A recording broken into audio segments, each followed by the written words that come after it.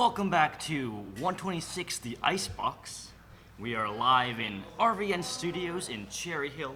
I'm Ori Greedy alongside LinkedIn Savage and Ben Hoyt. We are talking lots of sports today and football.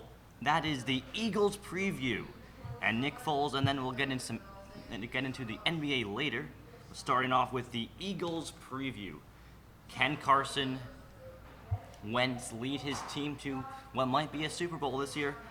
And releasing Nick Foles, was that a good choice? We shall ask that question today. And what's your thoughts on this?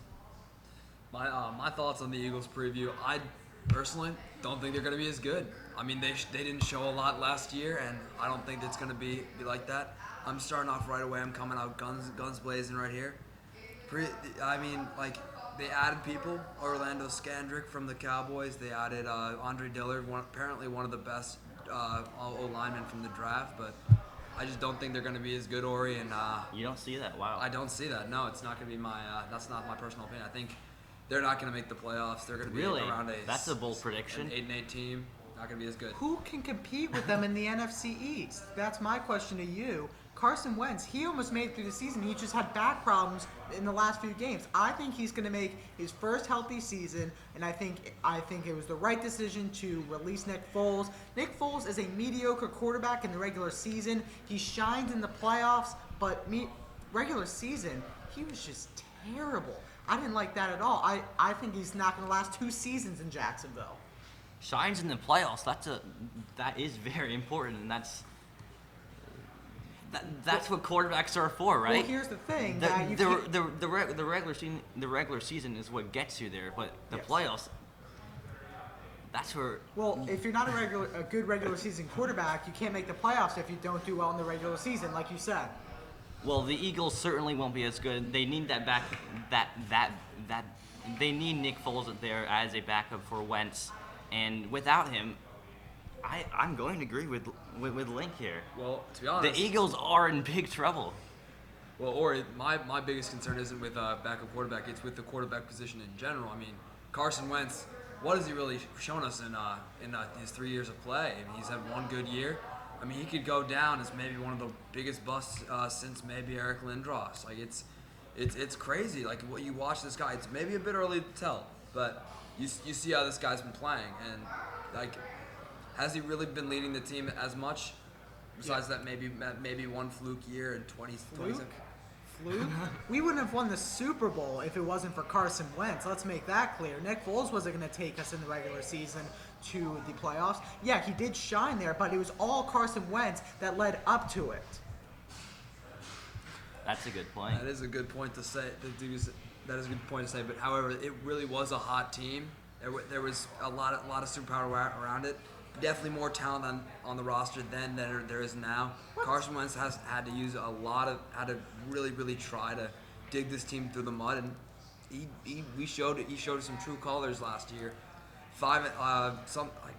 He was not really showing that he could bring his team. He had a mediocre record. Well, here's the thing, is that I would rather have Jordan Howard than Jay Ajayi at the running back spot. We added some new people at the running back spot. We added some new people in the wide receiver spot. We have a stacked offense, one of the best offensive line. Add some people on defense like Malik Jackson and Orlando Scandrick. I think we're going to be better than that Super Bowl year. Better? I think same record, but in terms of talent, we are better than that Super Bowl team. Alrighty. Yes. Well, I agree with you with the running backs. Jay Ajayi was slow and cutting, and cutting our losses with him was a good idea. And getting Jordan Howard definitely is going to be a boon. He's going to be a great running back. People say he's overrated. I don't think so. I think he's very talented. It's very hard to mask talent in this league, but like you said, that's the only positive I've seen from this offseason. And I just don't see them as being as good. We'll see how this plays off comes playoff time. And, all right, so let's get to the NBA. What a crazy free agency we had this year. Jimmy Butler leaves Philly, goes to the Heat. He wants his own team. And Tobias gets that insane contract extension. He's getting paid more than Kawhi Leonard. So I want to start with Jimmy. What's going on here?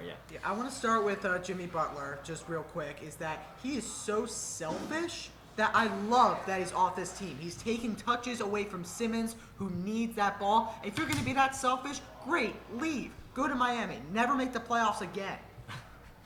I'm gonna have to disagree with you, Ben.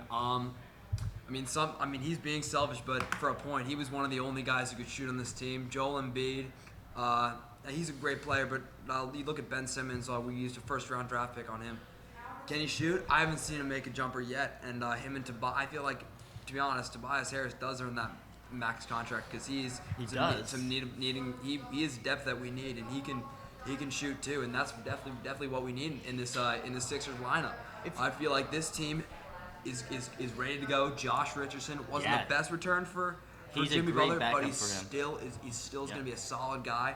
He's going to look good, and hopefully he can shoot, unlike Ben Simmons, who probably doesn't deserve that much money as an extension. Look, all I'm saying is we needed Jimmy Butler. He was a really good piece for us, and the fact that we lost him, it's just sad to see. What about getting the vet Al Horford? That's a pretty good addition. All right. Well, looks like we'll get to that topic later today. That will wrap it up. It's the 126, the Icebox, Ori, Link, and Ben. Back to you guys.